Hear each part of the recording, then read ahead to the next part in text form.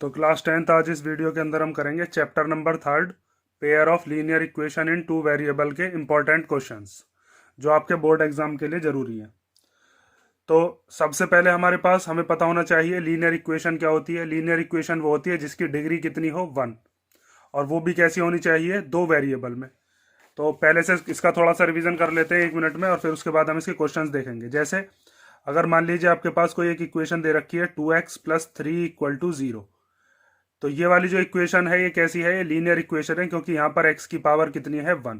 और जब भी हमारे पास डिग्री 1 होती है तो उसको हम क्या कहते हैं, लीनियर इक्वेशन। लेकिन ये एक वेरिएबल की है। अगर इसी के अंदर एक वेरिएबल और आ जाए, जैसे अगर ऐसे लिख दिया जाए 2x + 3y + 5 = 0, तो यहाँ पर भी पावर 1 है, यहाँ पर भी पावर 1 है। मीन्स ये कैसी इक्वेशन है, लीनियर इक्वेशन। लेकिन इसके अंदर कितने वेरिएबल्स आ रहे हैं, दो, एक x है और एक y है। और भी कोई इक्वेशन हो सकती है, जैसे 3u + 5v + 7 = 0, तो ये भी लीनियर इक्वेशन हो गई। कितने वेरिएबल में, दो वेरिएबल में। अब चैप्टर का नेम है pair of linear equation in two variable. Means जैसी ये इक्वेशन है ऐसी एक इक्वेशन और होगी। जैसे मान लीजिए वो इक्वेशन हो गई 5u + 7v + 9 = 0, तो यहाँ पर ये क्या हो गया, ये पेयर हो गया linear equation in two variables का। तो इनको सॉल्व करने के लिए हमारे पास जो मेथड होते हैं, एक तो होता है ग्राफिकल मेथड और एक होते हैं हमारे पास एल्जेब्रिक मेथड। ठीक है, ये मेथड्स आप पढ़ चुके हो। जैसे एल्जेब्रिक में सब्स्टिट्यूशन मेथड आता है, क्रॉस मल्टीप्लिकेशन आपका कट ही गया है, और एक आता है एलिमिनेशन मेथड। ये सारे के सारे मेथड हम इस चैप्टर में पढ़ चुके हैं। अब बात आती है कि ग्राफिकल मेथड में हमें कैसे पता चलता है कि दो इक्वेशंस को हम कैसे सॉल्व करते हैं। तो देखिए, इसके लिए मैंने ये तैयार किया है। आप ये चीज़ देख सकते हो कि जो भी हमारे पास लीनियर इक्वेशन होती है उसकी जनरल फॉर्म क्या होती है, a1x + b1y + c1 = 0। और एक दूसरी इक्वेशन होती है, इसको हम कहते हैं a2x + b2y + c2 = 0। यहाँ पर a1, b1 और c1 क्या होते हैं, ये कोई भी डिजिट होती हैं, और x y क्या है यहाँ पर, वेरिएबल। ऐसे ही दूसरी वाली जो इक्वेशन है, यहाँ पर भी a2, b2 और c2 क्या है, ये होंगी हमारे पास डिजिट, और x और y क्या होंगे यहाँ पर, वेरिएबल होंगे। जैसे अभी जो दो इक्वेशन हमने बताई थी, यहाँ से a1 हो जाएगा 3, b1 हो जाएगा 5 और c1 क्या हो जाएगा 7। a2 हो जाएगा 5, b2 हो जाएगा 7 और c2 क्या हो जाएगा 9। ठीक है, तो इसको सॉल्व करने की हमारे पास तीन कंडीशन होती हैं। अगर a1/a2 b1/b2 के इक्वल नहीं आता है, मीन्स a1 और a2 की वैल्यू हम यहाँ से निकालेंगे, फर्स्ट वाली इक्वेशन से और सेकंड वाली इक्वेशन से, b1 और b2 की भी यहाँ से निकाल लेंगे। अगर वो दोनों के दोनों इक्वल नहीं आते हैं, तो वहां पर जो हमेशा लाइन बनेंगी वो कैसी बनेंगी, इंटरसेक्टिंग लाइन्स। ठीक है, और इंटरसेक्टिंग लाइन्स एक दूसरे को कितने पॉइंट पर कट करती हैं, एक पॉइंट पर। इसीलिए ऐसी जो इक्वेशन होंगी उनका हमेशा कितने सॉल्यूशन निकलेंगे, वन सॉल्यूशन निकलेगा। इसी को ही हम यूनिक सॉल्यूशन भी कह सकते हैं। यूनिक मतलब एक सॉल्यूशन। और यहाँ पर हम कहते हैं ये दोनों की दोनों जो लाइन होती है कैसा सॉल्यूशन दिखाती है, कंसिस्टेंट। जहां पर भी आप वेरिएबल की वैल्यू निकाल पाते हो वहां पर कंसिस्टेंट सॉल्यूशन होता है।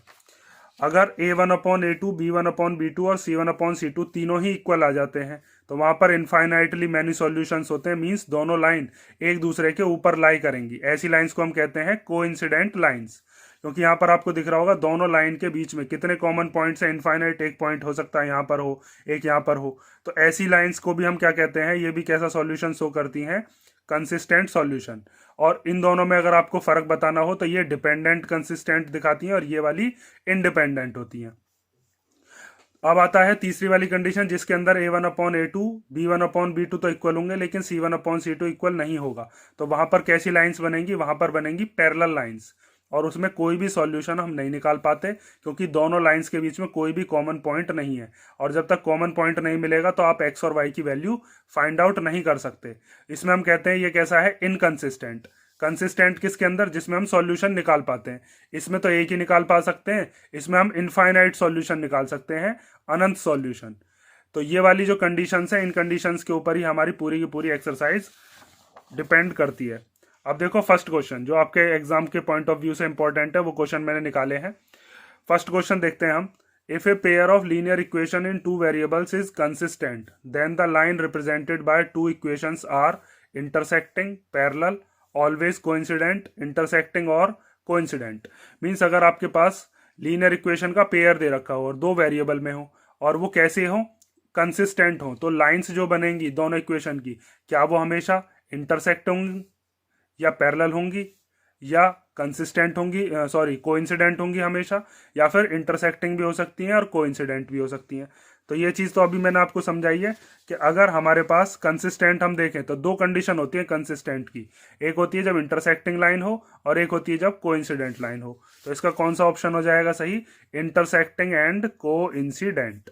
ठीक है, अब सेकंड क्वेश्चन देखते हैं। सेकंड क्वेश्चन में हमें दिया है the value of K for which the system of equations K x minus Y equal to 2 and 6x minus 2y equal to 3 has a unique solution is, फिर equal to 3, not equal to 3, not equal to 0 और equal to 0। इन चारों में से हमें ये बताना है कि के की ऐसी क्या वैल्यू होगी कि ये दोनों इक्वेशंस हमको कैसा सॉल्यूशन दें, यूनिक सॉल्यूशन। तो यूनिक सॉल्यूशन का मतलब क्या है? a1/a2 b1/b2 के इक्वल नहीं होना चाहिए। तो हम इसके अंदर क्या काम करते हैं, ये जो दो हमारी इक्वेशन दे रखी है, इन दोनों इक्वेशन से हम ये चीज चेक करके बताते हैं कि a1/a2 not equal to b1/b2 अगर होगा तो वहां से k की वैल्यू क्या होगी।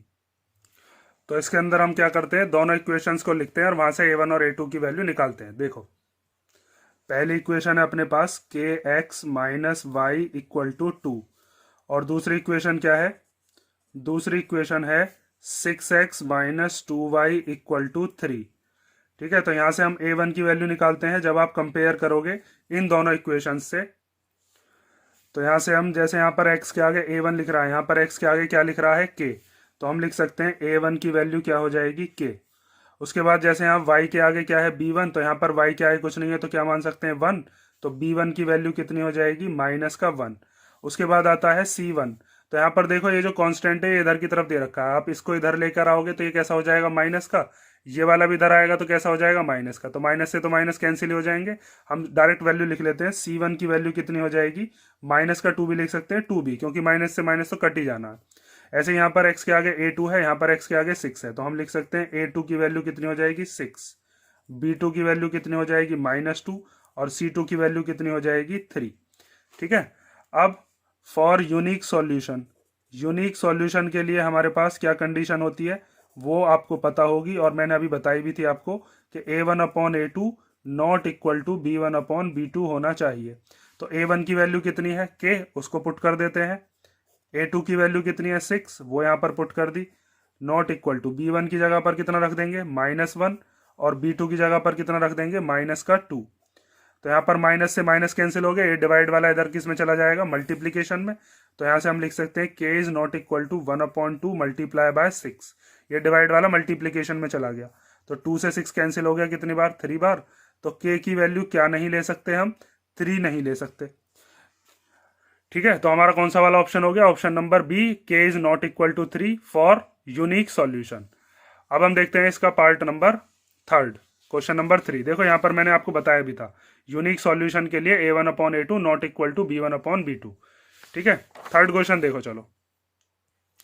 क्वेश्चन नंबर थर्ड दिया है, if sum of two numbers is 35 and their difference is 13 then the numbers are. Means दो नंबर हैं जिनका सम कितना है? 35 और उनका डिफरेंस कितना है? 13। तो वो दोनों नंबर्स क्या होंगे?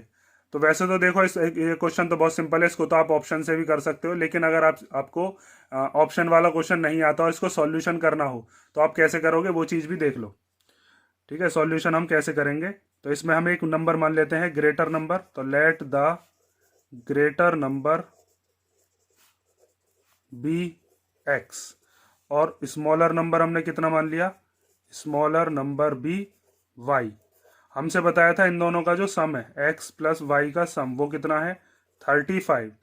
और उसके बाद बताया था दोनों का डिफरेंस, तो बड़े वाले नंबर में से छोटे वाले नंबर को माइनस करते हैं, तो x minus Y equal to कितना है? 13। ये दो इक्वेशन हमारे पास बन गई। अब इन दोनों को हम एलिमिनेशन मेथड लगाकर सॉल्व कर सकते हैं। अगर आपको दिख रहा हो तो यहाँ पर y जो है उन दोनों के साइन अलग अलग हैं, तो ये दोनों कैंसिल हो सकते हैं, तो y से y कैंसिल हो जाएगा, बचेगा क्या? x और x प्लस होकर हो जाएंगे 2x। 35 और 13 को प्लस करते हैं तो 5 और 3 हो गया 8, और 3 और 1 कितना हो गया? 4। उसके बाद ये जो x है इसको इधर ही छोड़ देंगे, ये 2 चला जाएगा कहाँ पर? डिवाइड में। तो 48 के अपॉन में कितना आ जाएगा? 2। 2 से इसको कैंसिल कर लो, 2 2 जा 4, 2 4 जा 8। x की वैल्यू कितनी आई? 24। अब ये जो x की वैल्यू है इसको हम या तो फर्स्ट इक्वेशन में पुट कर दें या सेकंड में, वहां से हमारे पास y की वैल्यू आ सकती है। तो आप लिखोगे put x equal to 24 in x plus y equal to 35। इसके अंदर हम वैल्यू पुट कर रहे हैं, तो x की जगह पर क्या रख देते हैं 24, y को एज इट इज लिख देते हैं इक्वल टू में 35। ये 24 प्लस का इधर आएगा तो माइनस का, तो 35 माइनस 24, तो y की वैल्यू कितनी आ जाएगी, 5 में से 4 गया 1, 3 में से 2 गया तो 1, तो y की वैल्यू आ गई हमारे पास 11। मीन्स वो नंबर कौन कौन से हैं, वो है 24 और 11, तो हमारा कौन सा ऑप्शन हो गया, ऑप्शन नंबर बी। इन दोनों नंबर्स का अगर हम सम कर रहे हैं तो कितना आता है 35, और इन दोनों का डिफरेंस कितना आ रहा है, इन दोनों का डिफरेंस आ रहा है 13। ठीक है, एक नंबर का क्वेश्चन है, बहुत सिंपल सा है। अगर एक नंबर का आपको पास आता है तो डायरेक्ट भी आप इसको निशान लगाकर आ सकते हो। नेक्स्ट क्वेश्चन देखो चलो अब। तो नेक्स्ट क्वेश्चन देखो, the pair of linear equations 3x/2 plus 5y/3 equal to 7 and 9x plus 10y equal to 14 is consistent, inconsistent, और उसके बाद दो ऑप्शंस और हैं।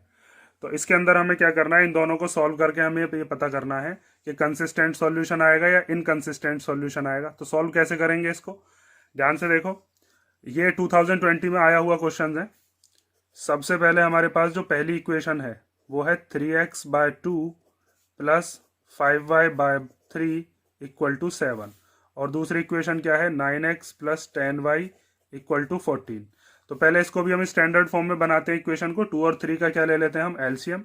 तो एलसीएम लेकर कितना आ जाएगा 6, 2 के टेबल में 6 कितनी बार आता है 3 बार, तो 3 3 जा कितना हो जाएगा 9x। नीचे वाले के टेबल में चेक करते हैं, एलसीएम लेना तो आपको आता ही होगा, और फिर उसकी ऊपर वाले में मल्टीप्लीकेशन कर देते हैं। 3 के टेबल में 6 आता है 2 बार, और 2 5 जा कितना हो जाएगा 10, तो 10y इक्वल टू 7। ये डिवीजन का इधर जाएगा तो मल्टीप्लीकेशन में ये हो जाएगा 9x plus 10y equal to 42। ठीक है, अब इसको हम कंपेयर कर लेते हैं जो हमारे पास जनरल इक्वेशन होती है उनसे। पहले इस 42 को आप चाहो तो इधर ले आते हैं, हम जनरल इक्वेशन की तरह ही लिख लेते हैं चलो। तो 9x plus 10y minus 42 equal to 0। ऐसे इस वाली इक्वेशन को भी हम लिख सकते थे 9x plus 10y minus 14 equal to 0। अब इनको कंपेयर करते हैं इन इक्वेशन से। तो यहाँ से जब हम कंपेयर करेंगे तो a1 की वैल्यू कितनी आ जाएगी, a1 इक्वल टू आ जाएगा हमारे पास 9, b1 कितना आ जाएगा 10, और c1 कितना आ जाएगा माइनस 42। यहाँ से हम a2 की वैल्यू निकाल सकते हैं 9, b2 की वैल्यू क्या हो जाएगी 10, और c2 की वैल्यू कितनी हो जाएगी माइनस का 14। ठीक है, इससे कंपेयर करते रहेंगे। जैसे यहाँ पर x के आगे a2 है, यहाँ पर x के आगे 9 है। अब हम करते हैं इसके अंदर हमारे पास जो कंडीशन होती है a1/a2, b1/b2 और c1/c2। तो a1/a2 में a1 की वैल्यू कितनी है 9, a2 की वैल्यू भी कितनी है 9। ठीक है, दोनों जगह हमने 9 9 लिख दिया। b1 की वैल्यू कितनी है 10, और b2 की वैल्यू भी कितनी है 10, दोनों की वैल्यू 10 10 है। c1 की वैल्यू कितनी है माइनस 42, और c2 की वैल्यू कितनी है माइनस 14। तो यहाँ पर आपको एक चीज दिख रही है कि फर्स्ट वाला और सेकंड वाला तो इक्वल है, और थर्ड वाला नॉट इक्वल है। और ये चीज हमें कैसे पता चली, 9 से 9 को कैंसिल कर सकते हैं 1 बार, 10 से 10 को कैंसिल कर सकते हैं 1 बार, और यहाँ पर माइनस से माइनस कैंसिल हो गया, 14 से 43 कितनी बार चला जाएगा 3 बार। तो यहाँ पर हमारे पास a1/a2 equal to b1/b2 not equal to c1/c2 आया। और जब भी ऐसी कंडीशन होती है तो हमारे पास कैसी लाइन बनती है, पैरेलल लाइंस। ठीक है, देखो मैंने यहाँ पर आपको ये चीज़ बता भी रखी है। तो पैरेलल लाइंस अगर होती हैं तो उसमें हम कैसा सॉल्यूशन लिखते हैं, इनकंसिस्टेंट सॉल्यूशन। तो यही चीज़ आप लिखोगे कि यहाँ पर कैसी लाइंस है, यहाँ पर हो गई पैरेलल लाइंस जो कि कैसी होती हैं, इनकंसिस्टेंट। ठीक है, तो हमारा कौन सा वाला ऑप्शन सही हो जाएगा इसमें, बी वाला ऑप्शन हमारा सही है। ठीक है, नेक्स्ट क्वेश्चन देखते हैं अब हम। तो नेक्स्ट क्वेश्चन दिया है 54 is divided into 2 parts such that sum of 10 times the first part and the 22 times the second part is 780. What is the bigger part?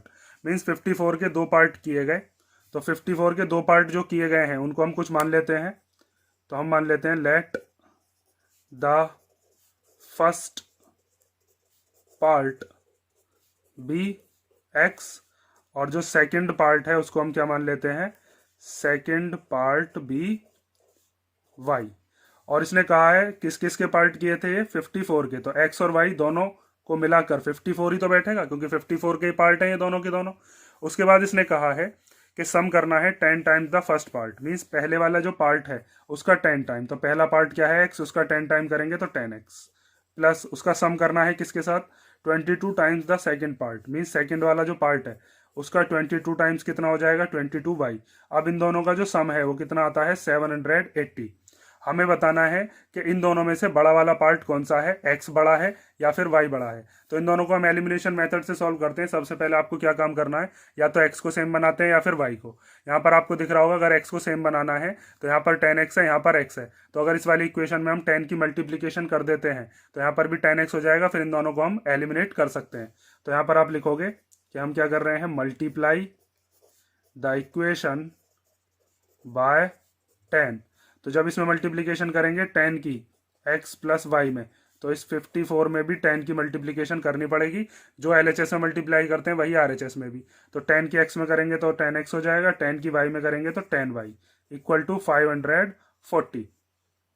उसके बाद क्या करना है, एक इक्वेशन तो आपके पास ये हो गई और दूसरी इक्वेशन अपने पास क्या हो गई, ये वाली। इन दोनों इक्वेशंस के अंदर हम एलिमिनेशन मेथड लगा देंगे और वहां से हमारे पास x और y की वैल्यू आ जाएंगी, फिर बता देंगे कौन सा बड़ा है। तो फ्रॉम, मान लीजिए ये इक्वेशन हो गई आपकी सेकंड, ये वाली क्या हो गई आपकी फर्स्ट। तो फ्रॉम फर्स्ट एंड सेकंड यहाँ पर हम लिख देते हैं 10x plus 10y equal to 540 और 10x plus 22y equal to 780। नीचे वाली जो भी इक्वेशन होती है उसके साइन चेंज करते हैं, तो ये प्लस का है तो ये माइनस का, ये प्लस का है तो ये माइनस का हो जाएगा, ये प्लस का है तो ये भी कैसा हो जाएगा, माइनस का। अब यहाँ से ये 10x से 10x को हम कैंसिल कर सकते हैं। जब 10x से 10x कैंसिल हो जाएगा तो यहाँ से बचेगा 10y और माइनस का 22y। तो ये प्लस का है, ये माइनस का, प्लस माइनस क्या होते हैं, माइनस, तो यहाँ से आ जाएगा माइनस का 12y। उसके बाद ये प्लस का है, माइनस का, तो प्लस माइनस क्या होते हैं, माइनस। जब इसमें से इसको माइनस करेंगे तो 0 एज इट इज आ जाएगा। 8 में से 4 गया तो 4 बचा, 7 में से 5 गया तो 2 माइनस का, क्योंकि 780 बड़ा है ना। तो यहाँ पर माइनस से माइनस कैंसिल हो गया, हमारे पास बचा 12y इक्वल टू 240। तो y इक्वल टू कितना हो जाएगा 240 अपॉन 12। तो 12 के टेबल में 24 आता है 2 टाइम और 0 एज इट इज आ गई। तो y की वैल्यू कितनी आ चुकी है 20। अब ये जो y की वैल्यू है इसको पुट कर दो। फर्स्ट वाली इक्वेशन में पुट करना आसान है, ये वाली जो है x plus y equal to 54, इसमें भी पुट कर सकते हो, इसमें भी, लेकिन आसान इसमें है। तो हम पुट कर देते हैं x plus y equal to कितने था 54, ठीक है। तो यहाँ पर y की जगह पर कितना रख सकते हैं हम 20 इक्वल टू में 54, ये प्लस का 20 इधर आएगा तो माइनस का, तो 54 माइनस 20, x की वैल्यू कितनी आ जाएगी 54 में से 20 गया तो 34। अब आप देखकर बता सकते हो कि y जो है वो 20 है और x 34 है, तो बिगर वाला पार्ट कौन सा हो गया 34। तो हमारा कौन सा ऑप्शन सही हो जाएगा, ए वाला ऑप्शन करेक्ट है। नेक्स्ट क्वेश्चन देखते हैं।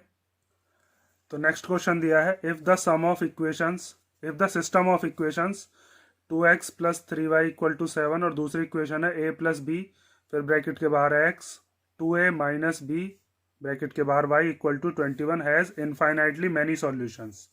तो इनफाइनाइटली मैनी सॉल्यूशंस के लिए अपने पास क्या कंडीशन होती है, a1 upon a2 equal to b1 upon b2 equal to c1 upon c2। उस इक्वेशन में हम वैल्यूज को पुट करेंगे और वहां से हम a और b की वैल्यू को फाइंड आउट करेंगे। तो देखो हमारे पास जब हम सॉल्यूशन करेंगे तो for infinitely many solutions, condition क्या होती है, कंडीशन होती है a1 upon a2 equal to b1 upon b2 equal to c1 upon c2। तो इस इक्वेशन को जब हम कंपेयर करेंगे तो यहां से हमारे पास a1 की वैल्यू कितनी आ जाएगी, a1 इक्वल टू आ जाएगा 2, b1 इक्वल टू कितना आ जाएगा 3, और जब इसको हम कंडीशन को इधर लेकर आएंगे, इसको आप जनरल इक्वेशन को में भी बनाकर लिख सकते हो 2x plus 3y minus 7 equal to 0। ऐसे इसको हम लिख सकते हैं a plus b x plus 2a plus b 2a minus b y, और ये 21 इधर आ गया और इक्वल टू में 0। अब हमने इसको ये स्टैंडर्ड फॉर्म में बना दिया जो मैंने आपको जनरल फॉर्म बताई थी, जिसमें इधर की तरफ 0 होता है और c1 और c2 इधर होते हैं। अब यहाँ पर हम ये वाली कंडीशन लगाने वाले हैं a1 upon a2 b1 upon b2 c1 upon c2। तो यहाँ से c1 की वैल्यू कितनी आ जाएगी, c1 इक्वल टू आ जाएगा माइनस का 7। उसके बाद a2 की वैल्यू कितनी ले लेंगे, a2 की वैल्यू हो जाएगी यहाँ से a प्लस बी, b2 की वैल्यू कितनी हो जाएगी 2a माइनस बी, b2 ये वाले, ठीक है, फॉर्मूले वाले b2 है ये, और उसके बाद c2 की वैल्यू कितनी हो जाएगी माइनस का 21। तो अब इस कंडीशन में हम पुट कर देते हैं। सबसे पहले आपको a1 की वैल्यू रख देनी है, वो है 2। फिर a2 की वैल्यू कितनी है, a प्लस बी। फिर b1 की वैल्यू कितनी है 3, b2 की वैल्यू कितनी है 2a माइनस बी। फिर c1 की वैल्यू है -7 और c2 की वैल्यू कितनी है -21। यहाँ पर इस माइनस से माइनस कैंसिल हो गया, 7 1 जा 7 एंड 7 3 जा 21। तो हमारे पास क्या कंडीशन आई निकल के, 2/a plus b equal to 3/2a minus b equal to 1/3। ठीक है, तो एक बार हम इसको 1/3 के इक्वल रखेंगे, एक बार इसको 1/3 के इक्वल। वहां से हमारे पास जो भी वैल्यूज आएंगी उनको सॉल्व करके a और b की वैल्यू हम निकालेंगे। तो यहां पर आप लिखोगे, पहले हम लिख रहे हैं 2/a plus b equal to 1/3। तो ये a प्लस बी इधर चला जाएगा, 3 इधर चला जाएगा। तो a प्लस बी की जब 1 में मल्टीप्लीकेशन करेंगे तो कितना आ जाएगा, a प्लस बी आएगा। 3 की जब 2 में करेंगे तो कितना आ जाएगा, 6। तो हम लिख सकते हैं a plus b equal to कितना आ गया, 6। ऐसी दूसरी वाली कंडीशन है 3/2a minus b equal to 1/3। तो इस 3 की इधर मल्टीप्लाई करोगे तो 3 3 जा 9, 2a माइनस बी की 1 में करेंगे तो 1 में मल्टीप्लीकेशन करके तो वही डिजिट आती है। तो इधर आ गया 2a माइनस बी और इधर क्या हो गया 3 3 जा 9। तो ये हो गया 2a minus b equal to 9। अब इस वाली इक्वेशन को और इस वाली इक्वेशन को सॉल्व करके एलिमिनेशन मेथड लगाएंगे और वहां से हमारे पास a और b की वैल्यू आ जाएगी। तो हम यहाँ पर a plus b equal to 6 लिखते हैं और 2a minus b equal to 9। तो यहाँ पर आपको दिख रहा होगा b और b कैंसिल हो सकते हैं, एक प्लस का एक माइनस का, तो ये दोनों कैंसिल हो गए। यहाँ से a और 2a कितना हो जाएगा 3a, 6 और 9 कितना हो जाएगा 15। ये 3 मल्टीप्लाई का इधर चला जाएगा डिवाइड में, तो 3 से ही कट जाएगा 5 बार। तो a की वैल्यू कितनी आ गई 5। अब a की वैल्यू जो 5 है इसको आप चाहो तो इस वाली इक्वेशन में पुट कर दो या फिर इस वाली में, जिसमें भी आप चाहो। तो पुट कर देते हैं a equal to 5 in a plus b equal to 6। तो a की जगह पर क्या रख देंगे 5 प्लस b इक्वल टू 6। तो b की वैल्यू कितनी आ गई 6 माइनस 5। तो b की वैल्यू आ गई हमारे पास 1। ठीक है, तो इस तरीके से हम इसको क्वेश्चन को सॉल्व कर सकते हैं। अब इसमें कई बार क्या होगा, इसको आपको ऑप्शनल वाला बनाकर भी दे देगा, एमसीक्यू बनाकर, उसमें ऑप्शन दे देगा कि a की वैल्यू क्या क्या आई है। जैसे 5 और 1, उसमें दे देगा 5 और 2, 6 और 4। तो ये जो क्वेश्चन है आपका एमसीक्यू बन के भी आ सकता है। ठीक है, सॉल्व आपको ऐसे ही करना पड़ेगा, तभी आप a और b की वैल्यू निकाल पाओगे। नेक्स्ट क्वेश्चन देखते हैं हम।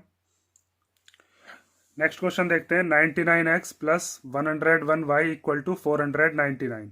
101x plus 99y equal to 501। इसमें हमें x और y की वैल्यू फाइंड आउट करनी है।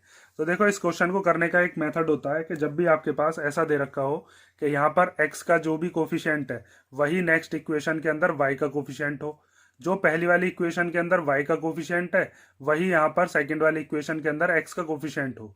तो ऐसी जब भी आपके पास इक्वेशन होंगी तो आप क्या काम करोगे, पहले इन इक्वेशंस को एक बार प्लस कर देंगे और एक बार क्या कर देंगे माइनस, और उनको सॉल्व करके वहां से हम 2 इक्वेशन बनाएंगे और x और y की वैल्यू निकालेंगे। उससे इजी रहेगा, क्योंकि यहाँ पर आप कैंसिल तो कर नहीं पाओगे। आपको क्या करना पड़ेगा, या तो आप ऊपर वाली इक्वेशन में 101 की मल्टीप्लीकेशन करो और नीचे वाली में 99 की, तब आप x को सेम बना सकते हो। तो उससे आपकी मल्टीप्लीकेशन बहुत लेंदी हो जाएगी। तो इसको करने का मेथड ये होता है कि पहले हम इन दोनों इक्वेशन को एक बार करते हैं ऐड और एक बार क्या करते हैं सब्ट्रैक्ट। तो जब आप इसका सॉल्यूशन करोगे, इसको मान लेते हैं हम इक्वेशन नंबर फर्स्ट और इसको क्या मान लेते हैं सेकंड। तो सबसे पहले आप ऐड करोगे, adding equation first and second. तो ऐड करने के लिए 99x प्लस 101y में 101x और 99y को प्लस कर देंगे और 499 में 501 को प्लस कर देंगे। यहां पर भी डायरेक्ट प्लस कर सकते थे। तो 99x में जब 101x को आप प्लस करोगे तो कितना हो जाएगा 200x। उसके बाद 101y में जब 99y को प्लस करेंगे तो कितना हो जाएगा 200y। 499 में जब हम प्लस करेंगे 501 को तो ये कितना हो जाएगा 1000। इन दोनों में से क्या चीज कॉमन आ रही है 200। बचा क्या, यहां से बचा x और इधर से क्या बचा y इक्वल टू 1000। ये 200 इधर चला जाएगा डिवाइड में, तो x plus 5 equal to 1000 by 200। तो 2 0 से 2 0 कैंसिल हो गए और 2 से कितनी बार कैंसिल हो गया 5 बार। तो x plus y equal to कितना आया 5। एक बार हम सब्ट्रैक्ट कर देते हैं, तो subtracting equation first from equation second. ठीक है, तो माइनस करते हैं, इसमें यहाँ पर भी साइन चेंज करके आप माइनस कर सकते हो, मेथड आप चाहो तो कोई सा भी लगा सकते हो। चलो ऐसे ही करते हैं, 99x plus 101y equal to 499। ऐसे यहाँ पर 101x plus 99y equal to 501। नीचे वाली जो इक्वेशन है उसके हम क्या कर देते हैं, साइन चेंज माइनस कर दिए तीनों के, क्योंकि तीनों प्लस के थे। अब यहाँ पर 99x में से जब 101x माइनस करोगे तो कितना आएगा, माइनस का 2x प्लस यहाँ पर 101y में से 99y जाएंगे तो कितना आएगा 2y। ठीक है, 101 बड़ा है इसीलिए यहाँ पर प्लस का आया, यहाँ पर 101 बड़ा है इसीलिए कैसा था माइनस का, तो माइनस का आया। यहाँ पर 499 में से 501 गए तो कितना आएगा, माइनस का 2।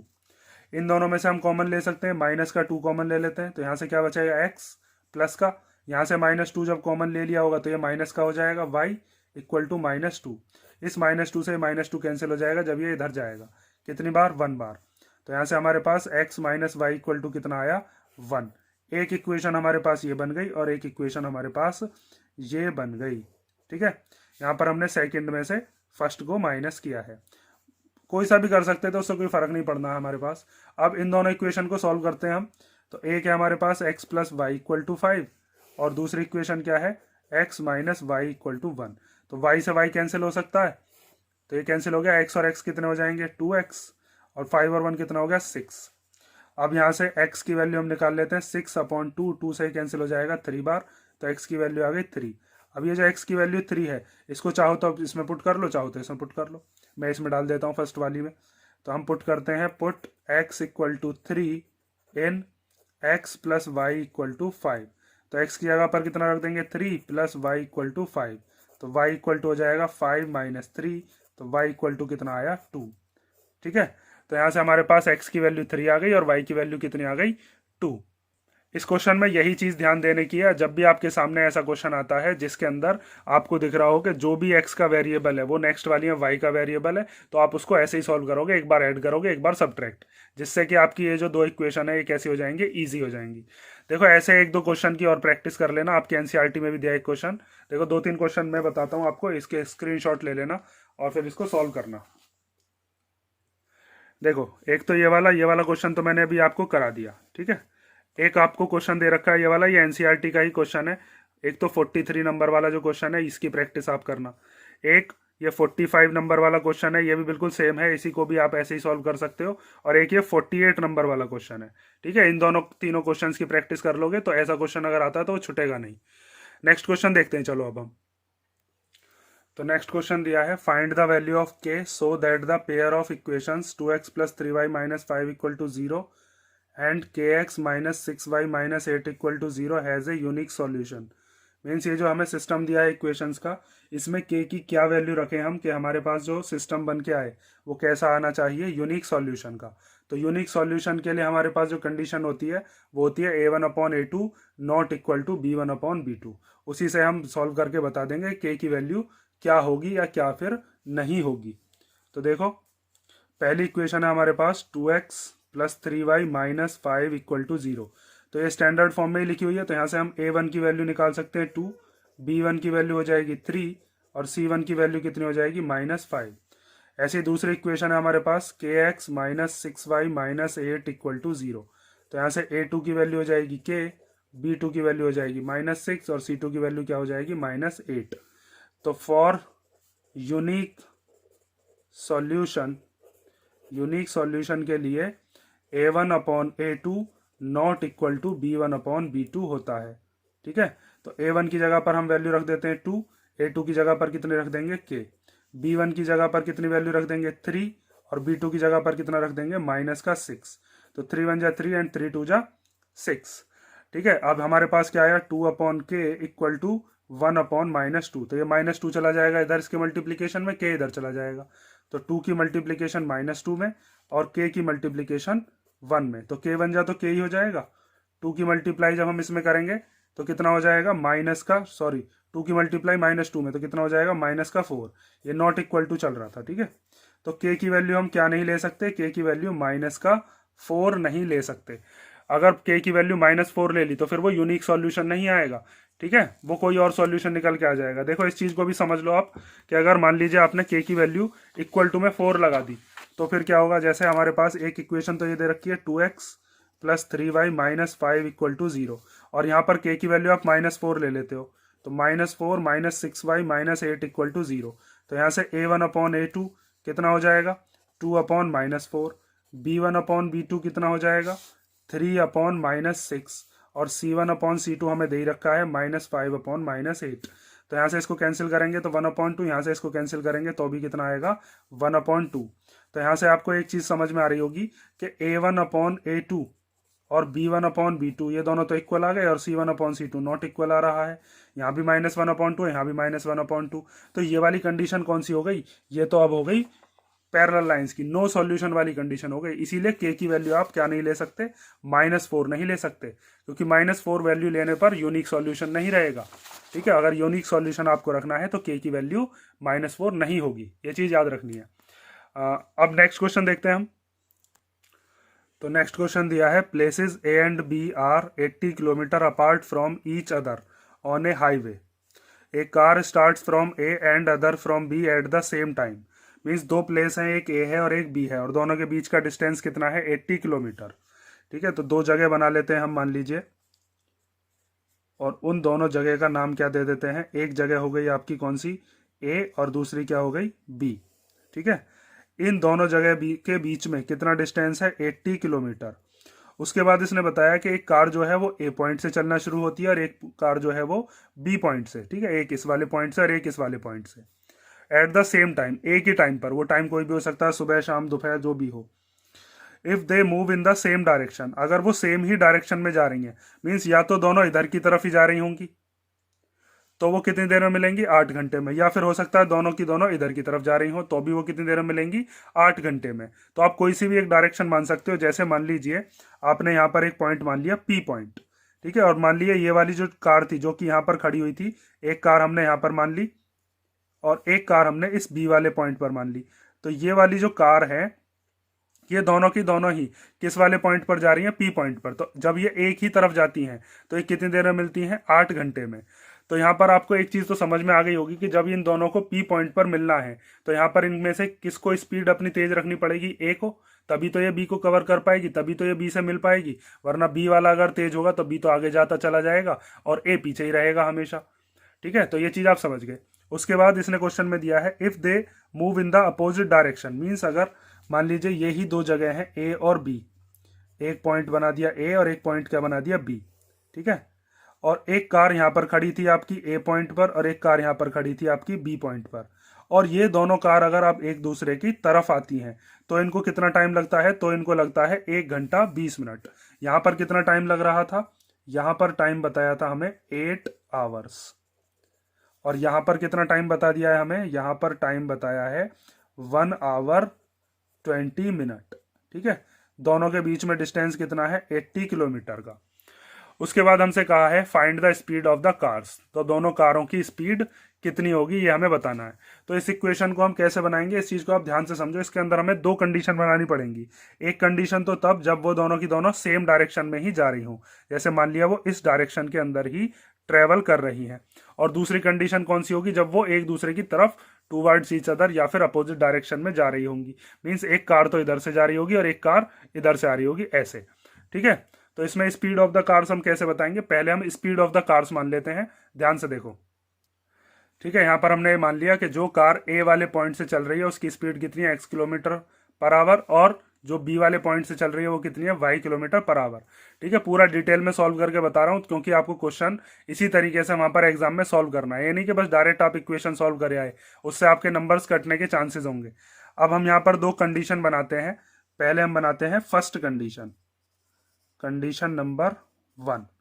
ठीक है, कंडीशन 1 में हमें क्या करना है कि अगर इफ कार्स ट्रेवल्स या ट्रेवलिंग इन सेम डायरेक्शन, अगर दोनों की दोनों कार सेम डायरेक्शन में ही जा रही हो इधर की तरफ, तो वहां पर हमारा जो डिस्टेंस होगा, डिस्टेंस का फॉर्मूला आप जानते हो, डिस्टेंस इक्वल टू क्या होता है, स्पीड इनटू टाइम। ठीक है, तो यहां पर हम लगाएंगे डिस्टेंस का फॉर्मूला, डिस्टेंस इक्वल टू होता है स्पीड मल्टीप्लाई बाय टाइम। तो सबसे जो ए पॉइंट पर जो कार थी वो वाली कार जो है वो कितना चली होगी, वो 8 घंटे तक चली है, और उसकी स्पीड कितनी है x। तो स्पीड की जगह पर x रख देंगे, टाइम की जगह पर क्या रख देंगे 8। तो वहां से हमारे पास जो पहली वाली कार है उसका डिस्टेंस कितना आ जाएगा 8x। ऐसे ही जो दूसरी वाली कार है बी वाले पॉइंट से जो चल रही है उसकी स्पीड कितनी है y, वो भी कितनी देर चलती है, वो भी 8 घंटे ही चलती है, तभी तो मिलती है वो। और उसका फिर हमारे पास डिस्टेंस कितना आ जाएगा 8y। तो यहां से आप लिख सकते हो कि distance travelled by car starting from A, जो ए पॉइंट से चली थी तो उसकी स्पीड कितनी है, स्पीड है उसकी x, और टाइम कितना है उसका, टाइम है 8 आवर। तो यहां से हमारे पास कितना आ जाएगा 8x। इसी तरीके से दूसरे का लिख देंगे हम, दूसरे वाले का बी वाला जो है उसमें क्या हो जाएगा y मल्टीप्लाई बाय 8, तो वो कितना हो जाएगा 8y। ठीक है, यहां तक आप समझ गए होंगे। इसके बाद देखो अब हमें क्या करना है, देखो हमें यहां से यहां तक का डिस्टेंस पता है ए बी कितना है 80। अब हमारे पास एक चीज और पता है, हमें ए से लेकर पी तक का जो डिस्टेंस है वो ये वाली कार कवर कर रही है। तो ये वाला जो डिस्टेंस है यहाँ से यहाँ तक का हो जाएगा, इसी को हम क्या लिख सकते हैं, ये ए पी वाला डिस्टेंस हो गया। और जो बी वाली कार है उसको बस यहाँ से यहाँ तक चलना पड़ेगा, बी पॉइंट से पी पॉइंट तक। तो ये वाला कौन सा डिस्टेंस हो गया, ये बी पी वाला डिस्टेंस हो गया। तो हम यहाँ से एक चीज लिख सकते हैं कि हमारे पास A P minus B P किसके इक्वल होगा, ए बी के इक्वल। ए पी में से अगर बी पी माइनस कर देते हो तो किसके इक्वल आ जाएगा, ए बी के। तो ए पी की वैल्यू हमारे पास पता ही है कितनी है 8x, बी पी की वैल्यू कितनी है 8y, और इक्वल टू में कितना 80। ठीक है, तो यहाँ से आप इसको इक्वेशन को सॉल्व करके क्या बना सकते हो, दोनों में से 8 कॉमन आ जाएगा, इधर की तरफ सॉल्व कर देते हैं, 8 कॉमन आ गया तो क्या बचा x minus Y equal to 80। इस 8 से ही 80 कैंसिल हो सकता है 10 टाइम, तो x minus Y equal to कितना आ गया 10। ठीक है, तो ये हमारी कंडीशन नंबर फर्स्ट बन गई, जिसके अंदर दोनों की दोनों कार जो थी वो सेम डायरेक्शन के अंदर जा रही थी। आप ऐसे भी याद रख सकते हो इसको कि जब भी कार सेम डायरेक्शन में जा रही होंगी तो जो उनकी स्पीड होगी वो कैसी हो जाएगी, माइनस हो जाएगी। और अगर दोनों कार एक दूसरे की तरफ आ रही होंगी तो हमेशा कार की जो स्पीड होगी वो कैसी होगी, प्लस होगी। ठीक है, क्योंकि यहाँ पर दोनों की दोनों जो कार हैं वो दोनों की दोनों मिलकर डिस्टेंस को ट्रेवल कर रही है, और यहाँ पर दोनों के बीच का डिस्टेंस जो है उसमें फर्क आता है। ठीक है, ये चीज आप समझ गए होंगे। अब यहाँ पर हम कंडीशन नंबर 2 निकालते हैं। तो कंडीशन 2 के अंदर मान लीजिए यहाँ पर इनको किसी एक पॉइंट पर आना है, उस पॉइंट का नाम क्या दे दिया, सी नाम दे दिया। ठीक है, अब यहाँ से देखो पहले जो हमारे पास टाइम है ना, इस टाइम को हम चेंज कर लेते हैं, क्योंकि यहाँ पर तो टाइम हमारे पास सिंपल था 8 आवर, लेकिन यहाँ पर मिनट में भी है। तो सबसे पहले हम टाइम को ही चेंज कर लेते हैं, टाइम जो है उसको पूरे को आवर में निकालो। तो 1 आवर 20 मिनट। तो मिनट को हम क्या लिख सकते हैं, मिनट को हम आवर में अगर लिखते हैं तो 20 के अपॉन में कितना लिख देंगे 60। ठीक है, तो 21 जा 20 एंड 23 जा कितना हो गया 60। अब इस 3 की मल्टीप्लीकेशन इधर चाहिए आवर में हो गया अब। ठीक है, ये यहाँ पर मिनट नहीं है, अब ये आवर हो गया। इस 3 की इधर मल्टीप्लीकेशन कर देते हैं, ये प्लस हो जाता है, मिक्स टू फ्रैक्शन पढ़ा है ना। तो 3 1 जा 3 एंड 1 कितना हो जाएगा 4/3 आवर। ठीक है, अब आप यहाँ से पर ध्यान से देखो, ए से लेकर बी तक का जो डिस्टेंस है वो 80 किलोमीटर है। यहां से लेकर यहां तक, ए से लेकर और सी पॉइंट तक ये वाली कार चलेगी, और बी से लेकर सी तक जो चलेगी वो ये वाली कार चलेगी। तो हम ये चीज लिख सकते हैं कि ए सी और बी सी को प्लस करके पूरे के पूरे ए बी के इक्वल आएगा। तो यहां पर हम लिखते हैं A C plus B C equal to क्या होगा, ए बी। ठीक है, अब हमारे पास ये जो हमने यहाँ पर लिखा था, जैसे यहाँ पर डिस्टेंस निकाला था दोनों की दोनों कार का, ऐसे ही हम यहाँ पर निकालते हैं, फिर उसके इक्वेशन में पुट कर देते हैं, सॉल्यूशन हो जाएगा।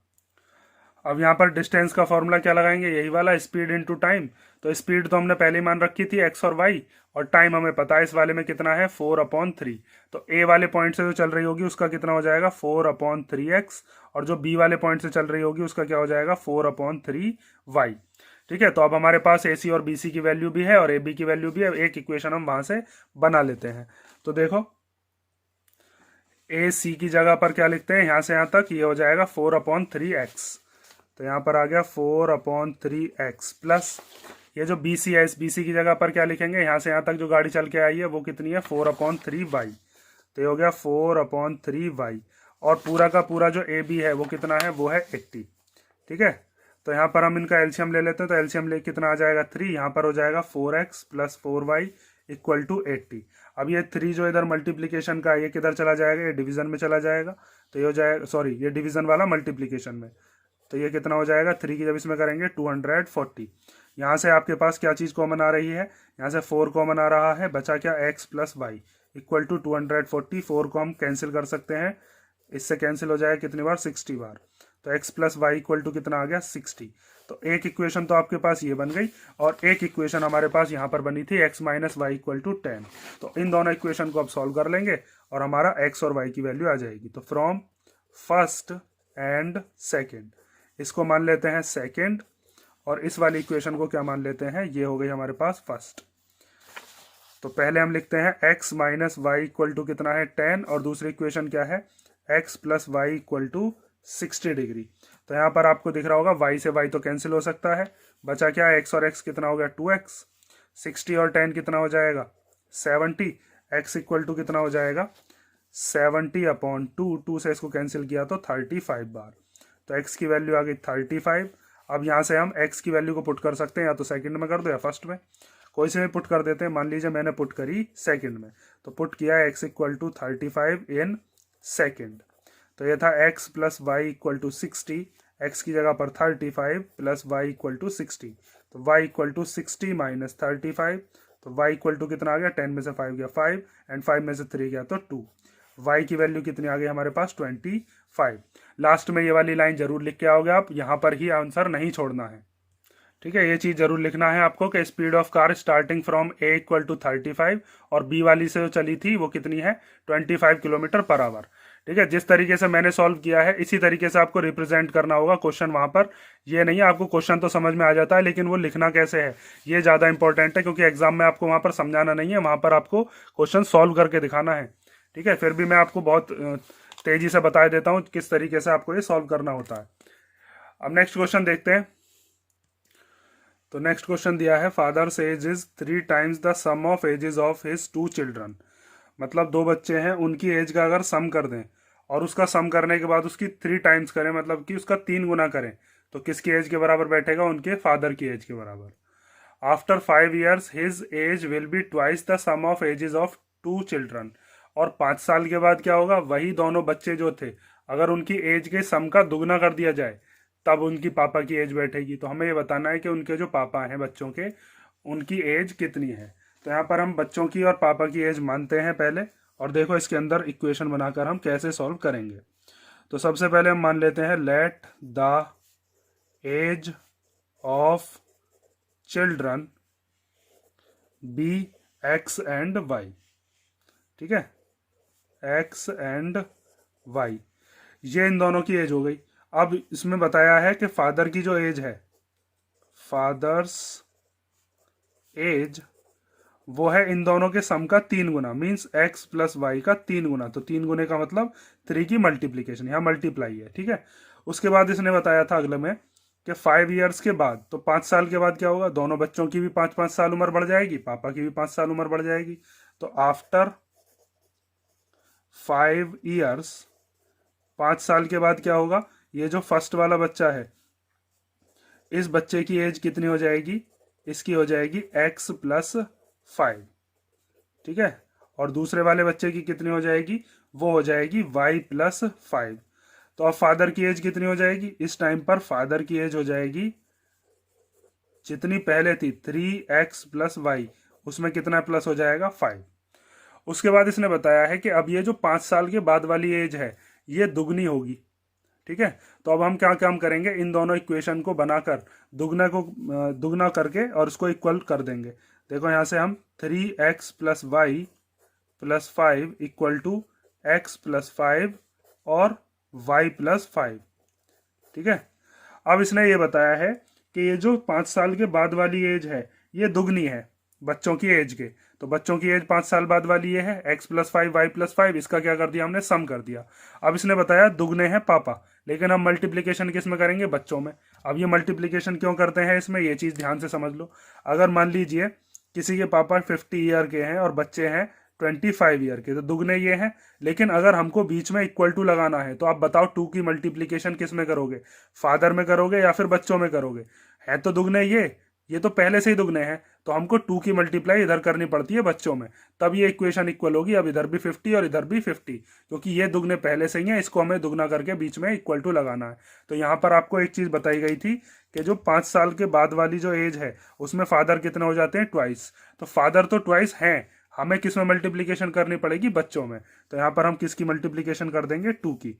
ठीक है, अब इसको सॉल्व कर देना, वहां से हमारे पास जो इक्वेशन आएगी वहां से हमारे पास फादर की एज आ जाएगी। देखो, इस 3 की मल्टीप्लाई इसमें करेंगे तो कितना हो जाएगा, 3x प्लस 3y प्लस 5।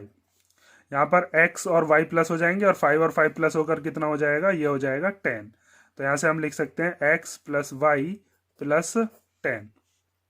अब इस 2 के अंदर मल्टीप्लीकेशन कर लेते हैं, तो ये हो जाएगा 3x plus 3y plus 5 equal to 2 की मल्टीप्लाई जब इसमें करोगे तो 2x, 2 की y में करेंगे 2y और 2 10 जा कितना हो जाएगा 20। x और y वाले एक तरफ कर लेते हैं, डिजिट एक तरफ कर लेते हैं। तो यहाँ से हो जाएगा 3x, ये वाला जो 2x है इधर आकर कैसा हो गया, माइनस का 2x, ये 3y, ये 2y इधर आकर कैसा हो गया, इक्वल टू के इधर आकर साइन चेंज होते रहते हैं। इधर क्या बचा, बस 20। ये जो 5 कांस्टेंट था ये 20 के पास पहुंचा दिया, इधर आकर ये कैसा हो गया, माइनस का। ठीक है, तो यहाँ पर अब 3x में से 2x गया तो कितना बचा, x बचा। 3y में से 2y गया तो कितना बचा, y बचा। और इक्वल टू 20 में से 5 गया तो कितना बचा, 15। तो हमारे पास x प्लस वाई की वैल्यू कितनी आ गई, 15 आ गई। मीन्स दोनों बच्चों की जो एज थी उस एज का सम कितना है, 15। अब यहाँ से हम फादर की एज निकाल सकते हैं, क्योंकि जो दोनों बच्चों की एज का सम था उसका 3 टाइम कर देंगे तो फादर की एज आ जाएगी। तो यहाँ पर आप लिखोगे नाउ फादर्स एज, वो कितनी थी, 3 multiply by x plus y. तो 3 एज इट इज आ गया, एक्स प्लस वाई की जगह पर कितना रख सकते हैं हम, 15। तो 15 3 जा कितना हो जाएगा, 45 ईयर्स। ये किसकी एज आ गई, ये पापा की एज आ गई। उसके बाद देखो, आप एक चीज और समझ सकते हो यहाँ पर कि 5 साल बाद अगर आप दोनों बच्चों की एज को बढ़ा देते हो तो 5 साल के बाद दोनों जो बच्चे हैं उनकी वजह से ये जो एज है 15 ईयर्स, ये कितनी हो जाएगी, ये हो जाएगी 25। ध्यान से समझना, पहला वाला जो बच्चा था एक्स नाम का, उसकी 5 साल उम्र बढ़ेगी, और जो वाई वाला है उसकी भी 5 साल उम्र बढ़ेगी। तो 15 में जब 5 5 2 बार बढ़ाएंगे तो कितना हो जाएगा, ये 25 ईयर। मतलब दोनों बच्चों की एज मिलाकर कितनी हो जाएगी, 25। और पापा 5 साल बाद कितने के हो जाएंगे, वो 50 के हो जाएंगे। तो बैठ रहे हैं ना दुगने के। 5 साल बाद इसने यही तो कहा था कि 5 साल बाद वाली जो एज होगी वो दुगनी होगी, और अभी फिलहाल वाली जो एज है वो कितने गुना है, 3 गुना। यहाँ पर देखो 15 का 3 गुना ही तो होता है 45, और 5 साल बाद ये कितने के हो जाएंगे पापा, 50 ईयर के, और बच्चे कितने हो जाएंगे, बच्चों की दोनों की एज मिलाकर हो जाएगी 25। तो वो 2 गुने बैठेंगे फिर। ठीक है, इस तरीके से आप अपना आंसर भी चेक कर सकते हो। नेक्स्ट क्वेश्चन देखते हैं। जो इंपॉर्टेंट वर्ड प्रॉब्लम्स हैं वो मैंने निकाल दी हैं, और बाकी की इनसे ही रिलेटेड वर्ड प्रॉब्लम्स और भी आप प्रैक्टिस करना। नेक्स्ट क्वेश्चन देखो, चलो देखो नेक्स्ट वर्ड प्रॉब्लम देखते हैं। A fraction is such that if the numerator is multiplied by 3 and the denominator is reduced by 3 we get 18/12। Means एक फ्रैक्शन है, अगर उसके न्यूमरेटर को हम 3 से मल्टीप्लाई कर दें और डिनोमिनेटर को रिड्यूस कर दें, मतलब माइनस कर दें उसमें से कितना, 3, तो हमें क्या फ्रैक्शन मिलता है, 18/12। But if the numerator is increased by 8, लेकिन अगर न्यूमरेटर को 8 बढ़ा दिया जाए और डिनोमिनेटर को डबल कर दिया जाए तो हमें क्या फ्रैक्शन मिलता है, 2/5। तो बताइए फ्रैक्शन क्या है। तो ऐसे क्वेश्चन बहुत सिंपल होते हैं, बस इसमें आपको इक्वेशन बनानी आनी चाहिए। जैसे जैसे क्वेश्चन ने बताया है वैसे वैसे ही आपको करते रहना है। सबसे पहले हम क्या करते हैं, फ्रैक्शन मानते हैं। तो let the fraction be x/y। Fraction क्या होता है, जिसमें एक न्यूमरेटर हो एक डिनोमिनेटर हो। तो फर्स्ट कंडीशन में इसने बताया था कि न्यूमरेटर की 3 से मल्टीप्लाई कर दो। तो न्यूमरेटर कितना है, x। सबसे पहले हम यहाँ पर फर्स्ट केस बना रहे हैं। तो फर्स्ट केस के अंदर ये जो न्यूमरेटर है इसमें 3 की मल्टीप्लाई कर दी, डिनोमिनेटर को रिड्यूस करना है 3। तो यहाँ पर y था डिनोमिनेटर, उसमें से 3 माइनस कर दिया। तो हमारे पास क्या इक्वेशन क्या फ्रैक्शन आता है, 18/11। ठीक है, तो इससे हम पहली इक्वेशन बना सकते हैं। 11 की मल्टीप्लीकेशन इधर कर देंगे और y माइनस 3 की इधर। डिनोमिनेटर की जो वैल्यूज हैं उनको हम न्यूमरेटर के पास भेज देते हैं क्रॉस मल्टीप्लाई करके। तो 11 की जब 3 में करेंगे तो कितना हो जाएगा, 33x। जब इस y माइनस 3 की 18 में करेंगे तो 18 की मल्टीप्लाई y माइनस 3 में कर लेते हैं, तो हमारे पास कितना आ जाएगा, यहाँ से आएगा 18 की y में करके 18y, और 18 की 3 में करेंगे तो कितना आ जाएगा, 54। ठीक है, अब इसको और ज़्यादा सिंपल अगर आपको करना है तो हम क्या काम करते हैं, इन तीनों में से हमारे पास क्या क्या चीज़ कॉमन आ रही है, 3 कॉमन आ रहा है, ठीक है। तो 3 कॉमन ले लेते हैं, इधर से क्या बचेगा 11x, इधर से क्या बचा 3 कॉमन लेने के बाद 3 6 जा 18, और 3 के टेबल में ये कितने बार आता है 3 1 जा 3 एंड 3 8 जा 24, ठीक है। इस 3 से ये 3 क्या हो जाएगा कैंसिल, तो हम लिख सकते हैं 11x minus 6y plus 18 equal to 0। ये 6y इधर आकर प्लस का, ये माइनस का 18 इधर आकर कैसा हो गया, सॉरी ये 6y माइनस का और 18 माइनस का कैसा हो गया, इधर आकर प्लस का हो गया। एक इक्वेशन तो ये बन गई। अब देखते हैं हम सेकंड केस। तो इसका जो सेकंड केस है उसके अंदर इसने क्या बताया है कि अगर हम इसी फ्रैक्शन के अंदर न्यूमरेटर को 8 बढ़ा दे, तो न्यूमरेटर क्या था हमारे पास x, उसको 8 बढ़ा दिया तो x प्लस 8 हो गया, और डिनोमिनेटर को दुगना कर दो तो डिनोमिनेटर क्या था y, उसको दुगना कर दिया तो 2y हो गया। तो अब फ्रैक्शन कितना हो जाता है 2/5। इस 5 की इधर मल्टीप्लाई 2y की इधर, तो 5 के मल्टीप्लीकेशन में क्या आ जाएगा x प्लस 8, और जब 2y की 2 में करेंगे तो कितना हो जाएगा 4y। इन सबको भी एक तरफ ले लेते हैं तो ये हो जाएगा 5x plus 40 minus 4y equal to 0। इसको हम स्टैंडर्ड फॉर्म में लिखते हैं, पहले x फिर y और फिर डिजिट जो भी कांस्टेंट है। तो इसको लिख सकते हैं 5x minus 4y plus 40 equal to 0, ठीक है। एक इक्वेशन तो हमारे पास ये बन गई और दूसरी इक्वेशन हमारे पास ये बन गई। अब इन दोनों इक्वेशन को हमें सॉल्व करके x और y की वैल्यू निकालनी है। तो देखो इन दोनों के अंदर हम एलिमिनेशन मेथड लगा लेते हैं। तो सबसे पहले हमारे पास जो पहली इक्वेशन है इसको मान लेते हैं हम फर्स्ट, और इसको क्या मान लेते हैं सेकंड, ठीक है। तो फर्स्ट, अब यहाँ पर क्या है ये 40 था, ठीक है, यहाँ पर 40 है। अब हम क्या करते हैं इन दोनों इक्वेशंस को सॉल्व करते हैं और वहां से x और y की वैल्यू निकालते हैं। तो पहली वाली इक्वेशन क्या है हमारे पास 11x minus 6y equal to minus का 18। ये जो प्लस का 18 है इसको हम माइनस का 18 बना दिए, इधर ले आए क्योंकि अब तो एलिमिनेशन मेथड लगा नहीं है। तो यहाँ पर क्या हो जाएगा 5x minus 4y equal to minus का 40। अब आपको यहाँ पर एक चीज दिख रही होगी, या तो x वाले सेम बनाओ या y वाले। x वाले सेम बनाने तो ऊपर 5 की करनी पड़ेगी, नीचे 11 की, तभी ये दोनों 55 बनेंगे। y अगर सेम बनाने तो ये 12 बन सकता है, ये भी 12, इसमें 2 की मल्टीप्लाई करेंगे, इसमें 3 की। तो हम ऐसा ही सॉल्व कर देते हैं, इसमें मल्टीप्लीकेशन कर देते हैं 2 की और इसमें किसकी मल्टीप्लीकेशन कर देते हैं 3 की। तो 2 की जब 11 में करेंगे तो कितना हो जाएगा 22x, 2 की जब 6 में करेंगे तो कितना हो जाएगा 12y, और 18 2 जा कितना हो जाएगा 36, ठीक है। उसके बाद इस 3 की मल्टीप्लाई इसमें, तो 3 5 जा कितना हो जाएगा 15x, फिर 3 4 जा कितना हो जाएगा 12y, और जब 43 जा करोगे तो कितना हो जाएगा माइनस का 120। उसके बाद इसको जब सॉल्व करेंगे तो नीचे वाली जो डिजिट होती है उनके साइन चेंज करने पड़ते हैं, ये प्लस का है तो माइनस का, ये माइनस वाला प्लस का और ये माइनस वाला भी प्लस का। तो 12y से 12y कैंसिल हो गया। अब 22x में से 15x को जब माइनस करोगे तो कितना आएगा 7x इक्वल टू, यहाँ पर 120 में से 36 माइनस करेंगे, ये माइनस का है ये प्लस का है, तो माइनस करके कितना आएगा अपने पास 84, ठीक है। अब ये जो 7 है ये कहाँ पर चला जाएगा, ये चला जाएगा डिवीजन में। तो 7 से इसको कैंसिल करते हैं तो ये चला जाएगा 7 1 जा 7 एंड 7 2 जा 14। तो x की वैल्यू कितनी आई हमारे पास 12। अब ये जो x की वैल्यू 12 है, आप इसको चाहो तो इस वाली इक्वेशन में पुट कर दो, चाहो तो इसमें, वहां से हमारे पास किसकी वैल्यू आ जाएगी y की। और जब y की वैल्यू आ जाएगी तो हम फ्रैक्शन के अंदर x अपॉन y की वैल्यू पुट करके फ्रैक्शन बता देंगे। तो अब आपको क्या करना है, यहाँ पर हम पुट करते हैं, इधर देखो, पुट x इक्वल टू 12 इन, इस वाली इक्वेशन में रख देता हूं मैं 11x minus 6y equal to minus का 18, ठीक है, प्लस का 18 इधर आकर माइनस का 18। तो 11x की जगह पर कितना आ जाएगा 12 minus 6y equal to minus का 18। तो 11 की जब 12 में करेंगे तो कितना हो जाएगा 132 minus 6y equal to minus का 18। ये 132 इधर कैसा है प्लस का, इधर आएगा तो कैसा हो जाएगा माइनस का। तो यहाँ पर आ जाएगा माइनस 18 और माइनस का 132। उसके बाद माइनस माइनस क्या होते हैं, माइनस माइनस होते हैं प्लस। तो 132 में जब 18 को प्लस करोगे तो माइनस का 150 आएगा, साइन माइनस का ही आएगा। इस माइनस से ये माइनस कैंसिल हो जाएगा, या फिर माइनस 6 इधर ले आते तब कैंसिल कर लेते, मर्जी अपनी है। तो 150 के अपॉन में क्या आ गया 6, 6 से इसको कैंसिल कर लो, 6 2 जा 12, कितना बचा 3, 3 और 0 कितना हो गया 30, तो 6 5 जा 30। तो y की वैल्यू कितनी आ गई 25। तो यहाँ से हम अब फ्रैक्शन बता सकते हैं। फ्रैक्शन कितना था अपने पास, फ्रैक्शन था x अपॉन y। तो x की जगह पर कितना रख देंगे 12 और y की जगह पर कितना रख देंगे 25, ठीक है। फ्रैक्शन अपना आ गया और हमसे फ्रैक्शन ही पूछा था। अब हम नेक्स्ट क्वेश्चन देखते हैं।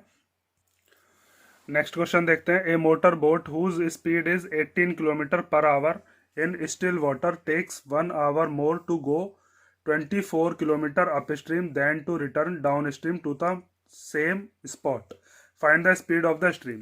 तो देखो ये क्वेश्चन बहुत इंपॉर्टेंट है। अप स्ट्रीम डाउन स्ट्रीम के क्वेश्चंस बहुत आते हैं। इसमें आपको दो चीज समझनी है, अप स्ट्रीम का मतलब क्या होता है और डाउन स्ट्रीम का मतलब क्या होता है। अप स्ट्रीम का मतलब ये है कि अगर मान लीजिए किसी नदी के अंदर जिधर की तरफ पानी बह रहा है उधर की तरफ वो सेलर जा रहा है, मतलब जो भी इंसान तैरता हुआ जा रहा है अपनी नाव को लेकर जा रहा है, अपनी बोट को।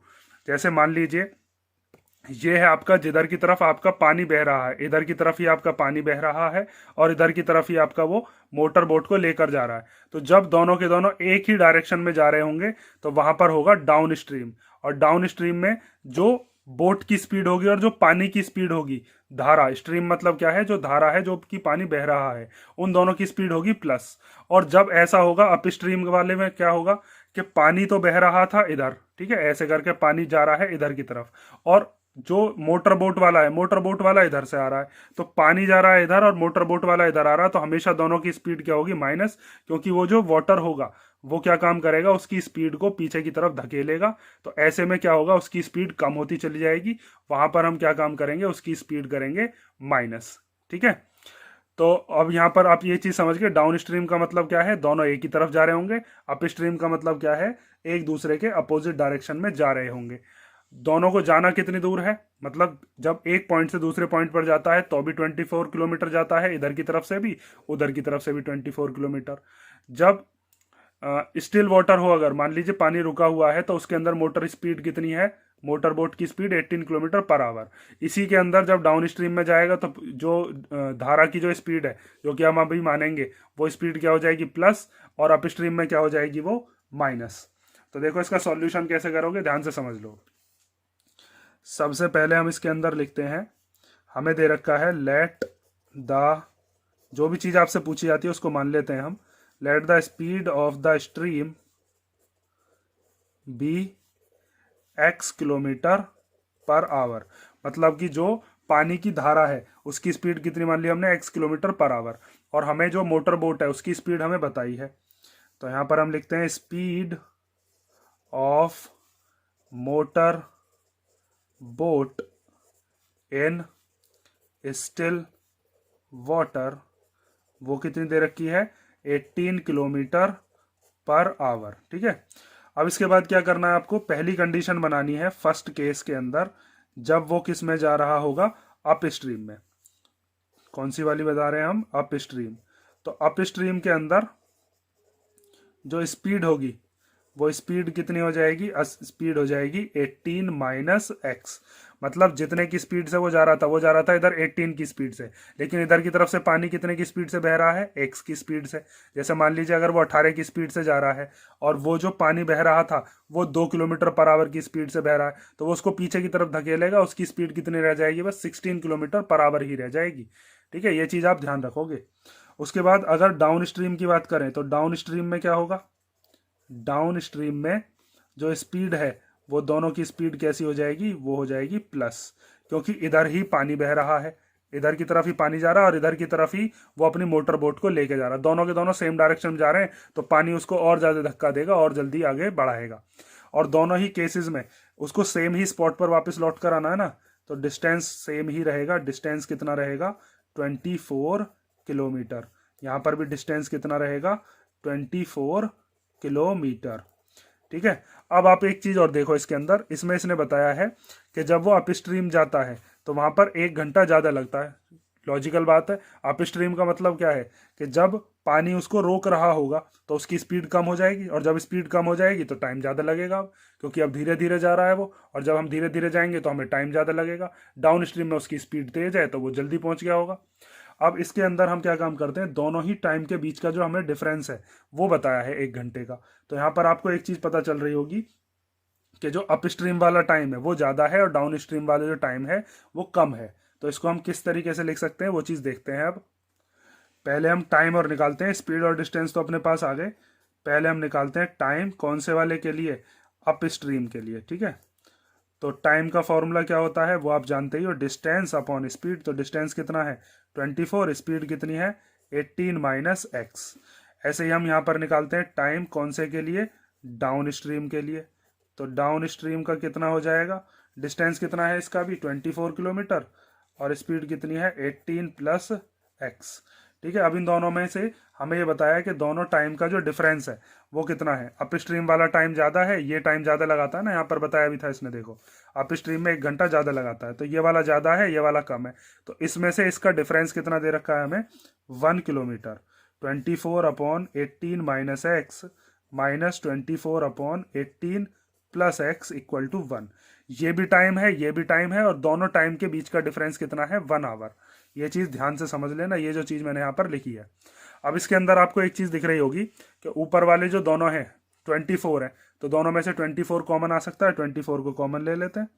यहाँ पर क्या बचेगा, 1/18 माइनस एक्स, यहाँ पर क्या बचेगा 1/18 प्लस एक्स, और इक्वल टू में 1। ये 24 इधर मल्टीप्लीकेशन में है ना इधर, तो ये यहाँ पर किस में आ जाएगा, डिवीजन में इसके। तो यहाँ पर आप लिख दोगे, इधर देख लो अब, 1/18 minus x minus 1/18 plus x equal to 1/24। अब इनका ले लेते हैं एलसीएम। तो एलसीएम में यहाँ पर कुछ कॉमन तो आ नहीं रहा, तो ये पूरा का पूरा एलसीएम आ जाएगा 18 माइनस एक्स और 18 प्लस एक्स। ठीक है, इसकी इधर मल्टीप्लीकेशन हो जाती है, इसकी इधर। तो 18 प्लस एक्स की मल्टीप्लीकेशन जब 1 में करोगे तो ये हो जाएगा 18 प्लस एक्स, फिर माइनस, फिर 18 माइनस एक्स की 1 में करेंगे तो कितना हो जाएगा 18 माइनस एक्स इक्वल टू 1/24। अब ये माइनस अंदर जाएगा तो दोनों के साइन चेंज कर देगा।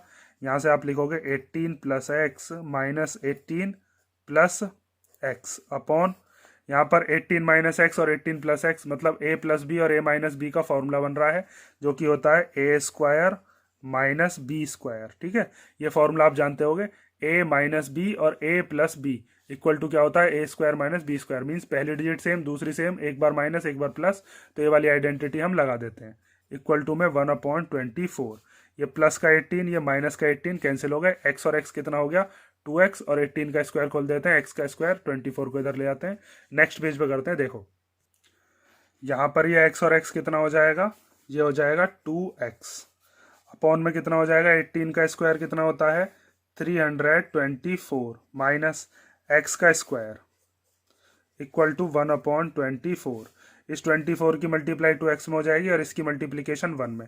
तो जब 1 की मल्टीप्लीकेशन करेंगे इसमें 325 माइनस एक्स स्क्वायर में, तो यही आ जाएगा। 24 की 2 में करके कितना हो जाएगा 48x इक्वल टू ये 324 माइनस एक्स स्क्वायर। इन दोनों को इधर ले आते हैं तो एक्स स्क्वायर हो जाएगा प्लस का 48x इधर पहले से है, और माइनस का 324 इक्वल टू के इधर शिफ्ट कर दिया, इक्वल टू में 0। अब ये स्टैंडर्ड फॉर्म बन गई।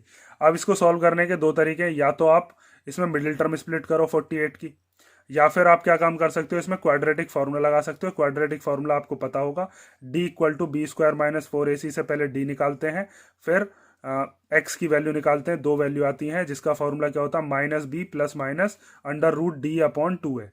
ठीक है, उस फॉर्मूले को भी लगा सकते हो। मैं यहाँ पर मिडिल टर्म स्प्लिट से सॉल्व कर दूंगा। आप मिडिल टर्म स्प्लिट जानते होगे, अगर नहीं जानता है कोई बच्चा तो बता देना, मैं उसके लिए अलग से वीडियो बना दूंगा। ठीक है, क्योंकि मिडिल टर्म स्प्लिट तो आपको 8th 9th में बताई जाती है, उस चीज़ को मैं नहीं बता रहा हूँ। यहाँ पर देखो, इसकी जब मिडिल टर्म स्प्लिट करेंगे तो वहाँ पर क्या आएगा हमारे पास 54 माइनस 6। मतलब यहाँ पर ये दो नंबर ऐसे हैं जिनको सॉल्व करके 54 और 6 को जब आप माइनस करोगे तो 48 आएगा, लेकिन इन दोनों की जो मल्टीप्लीकेशन है वो यहाँ पर 324 के इक्वल बैठेगी। ठीक है, और ये x यहाँ पर एज इट इज आ गया, और माइनस का 324 और इक्वल टू में कितना है 0। अब इसको सॉल्व करना है बस, तो ये हो जाएगा एक्स स्क्वायर प्लस 54 की जब x में करेंगे तो कितना हो जाएगा 54x, ये प्लस ये माइनस मिलकर माइनस 6 की जब x में करेंगे 6x माइनस 324 इक्वल टू 0। शुरुआत वाले दोनों में से कॉमन लेते हैं, तो यहाँ से कॉमन आ जाता है x, यहाँ से क्या बचेगा x, यहाँ से क्या बचेगा 54। इन दोनों में से क्या कॉमन आ रहा है माइनस का 6, यहाँ से क्या बचेगा x, माइनस भी कॉमन ले लिया तो यहाँ पर भी प्लस हो जाएगा, और इसका जो बचा था ये भी प्लस का। प्लस 6 के टेल में कितनी बार आता है 54 बार ही आएगा। 6 5 जा 30, कितना बचा 2 बचा, 2 और 4 कितना हो गया 24, तो 6 4 जा 24 इक्वल टू 0। तो यहाँ से हमारे पास x प्लस 54 तो कॉमन आ रहा है। मिडिल टर्म स्प्लिट में ये दोनों ब्रैकेट सेम ही आने चाहिए, तभी आपकी मिडिल टर्म स्प्लिट सही है। तो x प्लस 54 और x माइनस 6 इक्वल टू 0। एक बार इसको 0 के इक्वल रखते हैं, एक बार इसको 0 के इक्वल। तो when x plus 54 equal to 0, जब हम x प्लस 54 को 0 के इक्वल रखेंगे तो x की वैल्यू कैसी आ जाएगी, माइनस का 54, और इस वैल्यू को हम क्या कर देंगे, नेगलेक्ट कर देंगे।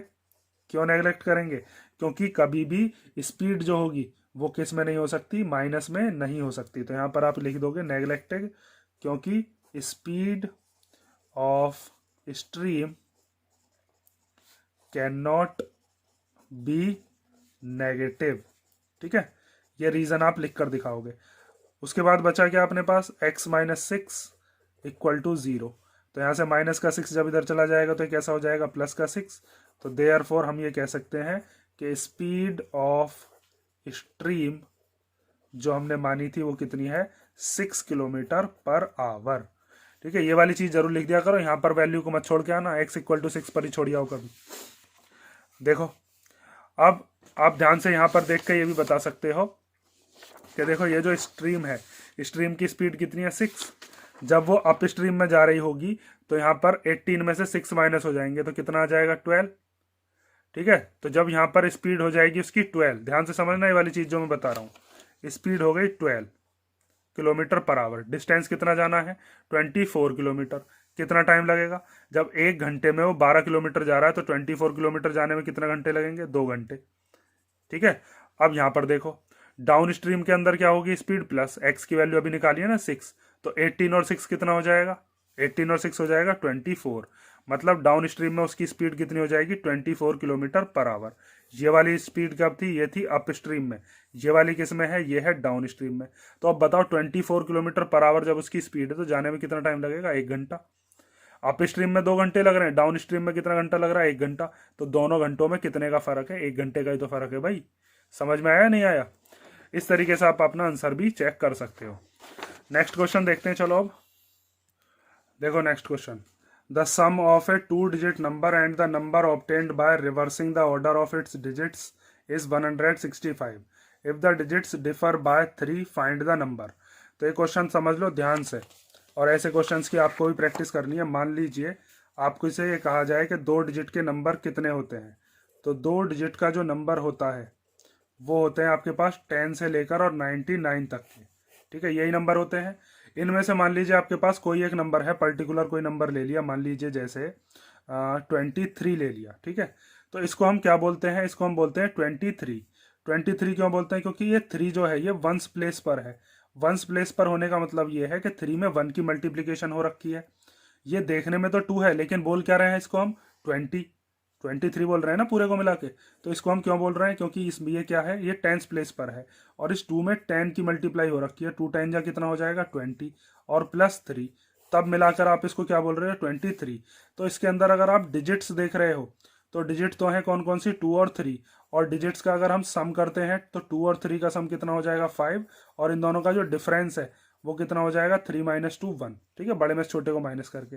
लेकिन नंबर क्या है, नंबर है 23। तो वो नंबर कैसे बनता है, जो आपके पास टेंस वाली प्लेस होती है उसमें 10 की मल्टीप्लाई करते हैं, वंस वाली प्लेस होती है उसमें 1 की मल्टीप्लाई करते हैं, और दोनों का सम करने के बाद हमें वो नंबर पता चलता है।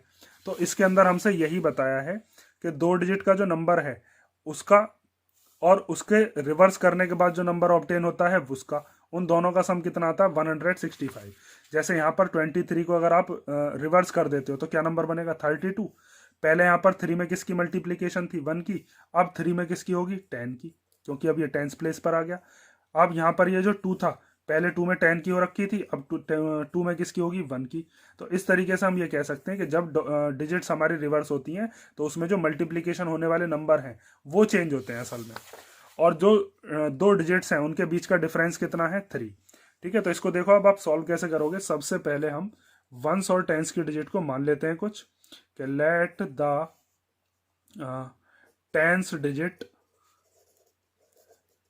डिजिट हम कितनी मान लेते हैं, x, और जो वंस वाले डिजिट है, वंस कहो या यूनिट डिजिट कहो एक ही बात है, वंस डिजिट भी y। तो एक तो हम बनाते हैं ओरिजिनल नंबर, ठीक है, जिस तरीके से मैं बना रहा हूँ ध्यान से समझ लेना ओरिजिनल नंबर और रिवर्स नंबर कैसे बनाया जाता है। तो ओरिजिनल नंबर बनाने के लिए आपको क्या करना है, अभी जो चीज़ मैंने आपको बताई थी, टेंस वाली प्लेस के लिए तो 10 की मल्टीप्लाई कर दो, वंस वाली प्लेस के लिए 1 की मल्टीप्लाई। तो यहाँ पर टेंस वाली डिजिट क्या है, एक्स, तो एक्स में मल्टीप्लीकेशन हो जाएगी 10 की। वंस वाली डिजिट क्या है, वाई, इसमें मल्टीप्लीकेशन हो जाएगी 1 की, और दोनों को कर देंगे प्लस। ठीक है, प्लस क्यों करेंगे, तभी तो नंबर पता चलेगा। 2 10 जा 20 और 3 1 जा 3, तभी तो मिलकर बनेगा क्या, 23। इसी तरीके से यहाँ पर जब 10 की एक्स में करेंगे तो क्या हो जाएगा 10x, वाई की जब 1 में करेंगे तो कितना हो जाएगा वाई। उसके बाद अगर हमको इसको करना है रिवर्स, ठीक है, तो रिवर्स्ड नंबर क्या होगा, इंटरचेंजिंग नंबर भी दे देता है कई बार क्वेश्चन में। तो हम क्या काम करेंगे, ये जो पहले वंस वाली डिजिट थी अब ये टेंस वाली डिजिट बन जाएगी। तो पहले एक्स में 10 की थी, अब वाई में होगी 10 की। पहले y में 1 की थी, अब x में होगी 1 की। तो यहाँ से हमारे पास क्या डिजिट बन गई, 10y प्लस x। ठीक है, जैसे मैंने यहाँ पर अभी आपको बताया 23 का रिवर्स करेंगे 32। पहले 3 में 1 की थी, अब 3 में 10 की है। पहले 2 में 10 की थी, अब 2 में 1 की है। इस तरीके से यहाँ पर पहले x में 10 की थी, अब x में 1 की। पहले y में 1 की थी, अब y में 10 की। ये दो जो नंबर हमें पता चले हैं, इन दोनों नंबर्स का सम कितना है, 165। तो हम क्या काम करते हैं, जो क्वेश्चन में हमें बताया है according to question, 10x plus y में 10y प्लस x को हम प्लस करेंगे तो कितना आएगा 165। तो 10x में जब x को प्लस करोगे तो कितना हो जाएगा 11x, y में जब 10y को प्लस करोगे तो 11y इक्वल टू 165। इन दोनों में से 11 कॉमन आ गया, क्या बचा x plus y equal to 165। ये 11 मल्टीप्लीकेशन का इधर आएगा तो डिवीजन में, तो x plus y equal to कितना हो गया 165 अपॉन 11। 11 से कैंसिल कर लेते हैं, तो 11 1 जा 11 एंड 11 5 जा 55। तो x प्लस वाई की वैल्यू कितनी आई अपने पास 15। ठीक है, ये पहली इक्वेशन बन गई। उसके बाद इसने कहा है कि अगर दोनों डिजिट्स का जो डिफरेंस है वो कितना है 3। अब देखो हमें तो पता नहीं कि टेंस वाली डिजिट बड़ी है या वंस वाली डिजिट बड़ी है, तो यहाँ पर दो केस बनाने पड़ेंगे। एक बार अगर टेंस वाली डिजिट बड़ी है तो, और एक बार अगर वंस वाली डिजिट है तो यहाँ से हमारे आंसर भी दो ही आएंगे। तो अगर फर्स्ट केस देखते हैं, फर्स्ट केस के अंदर इफ टेंस वाली डिजिट इज ग्रेटर, GREATER, ठीक है, ग्रेटर, उस टाइम पर क्या होगा, बड़ी वाली में से छोटी वाली डिजिट को माइनस कर देंगे। बड़ी वाली डिजिट क्या मानी है टेंस, तो x minus Y equal to 3। ठीक है, अब डिफरेंस ले रहे हैं तो डिजिट्स का डिफरेंस देख रहे हैं हम यहाँ पर, जैसे 2 और 3 का डिफरेंस कितना 1। अब नंबर का डिफरेंस नहीं देख रहे हम, अब डिजिट का डिफरेंस देख रहे हैं।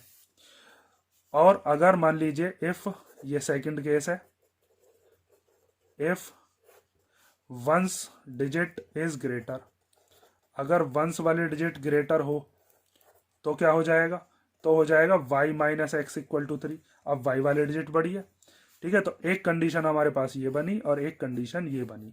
इसको मान लेते हैं हम इक्वेशन फर्स्ट, ये हो गई हमारी इक्वेशन सेकंड, और ये क्या हो गया इक्वेशन नंबर थर्ड। अब पहले फर्स्ट के साथ हम सेकंड लेते हैं, फिर फर्स्ट के साथ थर्ड लेते हैं, वहां से x और y की वैल्यू को निकालकर ओरिजिनल नंबर में पुट करेंगे, क्योंकि हमें ओरिजिनल नंबर ही बताना, फाइंड द नंबर मीन। ठीक है, तो पहले हम लेते हैं फ्रॉम फर्स्ट एंड सेकंड। तो फर्स्ट है x plus y equal to 15, और सेकंड क्या है x minus Y equal to 3। तो y से y कैंसिल हो जाएगा, ये प्लस का ये माइनस का, तो यहाँ से कितना आ जाएगा 2x, और 15 और 3 कितने हो गए 18। तो x की वैल्यू कितनी आ जाएगी 18 अपॉन 2, 2 से कैंसिल हो गया 9 बार, x की वैल्यू आ गई 9। तो अगर x की वैल्यू 9 है तो y की वैल्यू कितनी होगी, x की वैल्यू को पुट कर देते हैं या तो इसमें या फिर सेकंड में। तो हम पुट कर लेते हैं, put x equal to 9 in equation number मान लीजिए सेकंड। ठीक है, तो ये हो जाएगा x minus Y equal to 3, 9 minus Y equal to 3। ठीक है, ये जो 9 है प्लस का, इसको इधर भेज दो, तो इधर आकर ये कैसा हो जाएगा माइनस का, इसका कुछ नहीं प्लस है ना यहाँ पर, तो 3 में से 9 गया तो कितना हो जाएगा माइनस का 6, माइनस से माइनस कैंसिल हो गया, y की वैल्यू कितनी आ गई 6। आप चाहो तो फर्स्ट में पुट कर लेना, तब भी 6 ही आएगी। तो हमारे पास यहाँ से जो हमारा नंबर था ओरिजिनल नंबर, वो कितना आया, वो था हमारे पास 10x प्लस वाई। तो 10x की जगह पर कितना रख देते हैं हम 9, और y की जगह पर कितना रख देंगे 6। तो 10 9 जा 90 प्लस 6 कितना आ गया 96। ठीक है, जब हमने फर्स्ट और सेकंड वाली इक्वेशन ली है तो 96 आया है। अगर हम फर्स्ट वाली और थर्ड वाली को लेंगे तो ये 69 हो जाएगा। ठीक है, उसको भी अभी हम करके देखते हैं। और आपको यहाँ पर दिख भी रहा होगा कि ये वाले जो दोनों नंबर्स हैं, इन दोनों नंबर्स का जो डिफरेंस है वो कितना है 3। तो जो हमें क्वेश्चन में दिया था, हमसे यही तो दिया था डिजिट्स जो है वो डिफर कर देंगी 3 से, तो दोनों डिजिट के बीच का जो डिफरेंस है वो कितना आएगा, 3 आएगा। अब देखो इसका सेकंड वाला मेथड कैसे करोगे, जिसमें हम फर्स्ट और थर्ड वाली इक्वेशन लेने वाले हैं। देखो फर्स्ट इक्वेशन है x plus y equal to 15 और सेकंड क्या है y minus x equal to 3। तो यहाँ पर हम लिखते हैं फ्रॉम फर्स्ट एंड थर्ड। तो फर्स्ट इक्वेशन है x plus y equal to 15 और सेकंड इक्वेशन है y माइनस एक्स। तो यहाँ पर x माइनस का y प्लस का इसी तरीके से लिखते हैं, x माइनस का और y प्लस का इक्वल टू में 3। ठीक है, ये अरेंज करके लिख दिया, x वाले के नीचे x वाला, y वाले के नीचे y वाला। ठीक है, ये जो चीज़ थी। अब यहाँ पर x से x कैंसिल हो जाएगा, y और y कितना हो गया 2y, 15 और 3 कितना हो गया 18। तो y की वैल्यू कितनी आ जाएगी 18/2, 2 से कैंसिल हो गया 9 बार, y की वैल्यू कितनी आई 9। अब ये जो y की वैल्यू 9 है इसे पुट कर देते हैं, तो put the value of y in equation, कोई इसमें भी रख दो, मान लो थर्ड में रख दिया आपने। तो थर्ड इक्वेशन ये थी अपने पास y minus x equal to 3, तो y minus x equal to 3। तो y की जगह पर 9, माइनस एक्स की जगह पर हमें वैल्यू निकालनी है इक्वल टू में 3। ये 9 इधर चला जाएगा, तो इधर आकर ये कैसा हो जाएगा माइनस का, तो minus x equal to minus का 6। माइनस से माइनस कैंसिल हो गया, x की वैल्यू कितनी आ गई 6। तो यहाँ से हम ओरिजिनल नंबर बता सकते हैं, ओरिजिनल नंबर जो था वो था 10x प्लस वाई। तो 10x की जगह पर 6 और y की जगह पर 9। ठीक है, ये दोनों चीज़। तो 10 6 जा 60 प्लस 9 कितना हो गया 69। तो देयरफॉर हमारा जो आंसर है वो या तो 96 है या फिर 69 है, ये नंबर है। ठीक है, नंबर इक्वल टू ये आ गया। ठीक है, आप ये क्वेश्चन समझ गए होंगे। इसके अंदर आपको दोनों ही तरीके करके आने, दोनों ही पार्ट, क्योंकि आपसे क्वेश्चन में ये नहीं बताया है कि कौन सी वाली डिजिट जो है वो बड़ी है, बस ये बता दिया दोनों डिजिट्स का डिफरेंस है 3। अगर आपसे ये बता दिया जाता कि टेंस वाली डिजिट बड़ी है तो आप बस ये वाला करके आते, अगर वंस वाली डिजिट बड़ी बताता तो ये वाला करके आते। ये वाली चीज़ याद रखना कि ओरिजिनल नंबर कैसे बनाते हैं, रिवर्स नंबर कैसे बनाते हैं, इसके जैसे जो क्वेश्चन है उनकी प्रैक्टिस करना। RS में भी बहुत सारे सवाल दे रखे हैं, RD में भी, और चाहो तो एग्जाम्पलर या NCERT में भी है, उसमें से भी कुछ क्वेश्चंस तो कर ही लेना। नेक्स्ट क्वेश्चन देखते हैं अब। तो देखो एक दिया है हमें, इसमें करेक्ट ऑप्शन हमें चूज करना है, जिसमें हमें एजर्शन और रीजन दिए हैं। तो एजर्शन रीजन के 4 पॉइंट होते हैं, जिसमें पहला पॉइंट होता है कि एजर्शन और रीजन दोनों ही ट्रू है और रीजन इसकी करेक्ट एक्सप्लेनेशन है जो भी एजर्शन बताया है। सेकंड में ये बताता है कि एजर्शन और रीजन दोनों ट्रू है, लेकिन रीजन जो है वो एजर्शन को एक्सप्लेन नहीं करता है। सी वाले में कहता है एजर्शन ट्रू है, रीजन फॉल्स है। डी वाले में कहता है एजर्शन फॉल्स है, रीजन ट्रू है। तो इन चारों में से कौन सा आएगा, ये चीज हम ध्यान से देखते हैं। तो सबसे पहले एजर्शन देखते हैं। एजर्शन देखो क्या है, इसमें कहा है कि अगर हम ग्राफिकल रिप्रेजेंटेशन करते हैं इन दोनों इक्वेशंस का, तो उसमें कैसी लाइंस बनेंगी, पैरेलल लाइंस। तो पैरेलल लाइंस की तो कंडीशन हमें पता है क्या होती है, A1/A2 equal to B1/B2 not equal to C1/C2। वहां से हम चेक करते हैं पैरेलल लाइंस बनती हैं या नहीं। और रीजन में कहा है if the given pair of equations has no solution that means the lines representing the given pair of equation are parallel to each other. अगर कोई भी सॉल्यूशन नहीं निकलता है किसी इक्वेशन का, तो वहां पर कैसी लाइन होती हैं, पैरेलल लाइंस होती हैं। तो रीजन तो ट्रू है, और ये इसको एक्सप्लेन करता है या नहीं वो हम चेक करते हैं पहले कि ये पैरेलल लाइन है भी या नहीं। अगर ये पैरेलल लाइन होंगी तो यहाँ पर भी पैरेलल लाइन के बारे में इसने बताया है और यहाँ पर भी पैरेलल लाइन, तो ये इसको ही एक्सप्लेन कर रहा है रीजन को। तो चेक करते हैं। देखो जब आप इसका सॉल्यूशन करके देखोगे तो उसके अंदर हमें एक इक्वेशन दे रखी है 4x plus 3y minus 1 equal to 5। तो ये प्लस का जो 5 है इसको इधर ले आते हैं, तो ये हो जाएगा 4x plus 3y minus 1 minus 5 equal to 0। तो ये हो जाएगा 4x plus 3y minus 6 equal to 0। तो यहाँ से हम a1 इक्वल टू निकाल सकते हैं, वो हो जाएगा 4, और b1 कितना हो जाएगा 3, और c1 कितना हो जाएगा माइनस का 6। ऐसे ही दूसरी इक्वेशन हमें दे रखी है 12x plus 9y equal to 15। ठीक है, तो यहाँ से हम इस 15 को इधर ले आते हैं, स्टैंडर्ड फॉर्म में लिख लेते हैं। स्टैंडर्ड फॉर्म होती है ना हमारी ये a1x plus b1y plus c1 equal to 0, मतलब एक तरफ 0 छोड़ना, ऐसी दूसरी इक्वेशन होती है। तो यहाँ पर आप 15 को इधर ले आओ, तो 12x plus 9y minus 15 equal to 0। तो यहाँ से हम A2 की वैल्यू निकालेंगे तो 12 आ जाएगी, B2 की वैल्यू आ जाएगी 9 और C2 की वैल्यू कितनी आ जाएगी -15। अब इसके बाद नाउ A1 अपॉन A2 कितना होगा, A1 है 4 और A2 कितना है 12, यहाँ पर आपको दिख रहा होगा।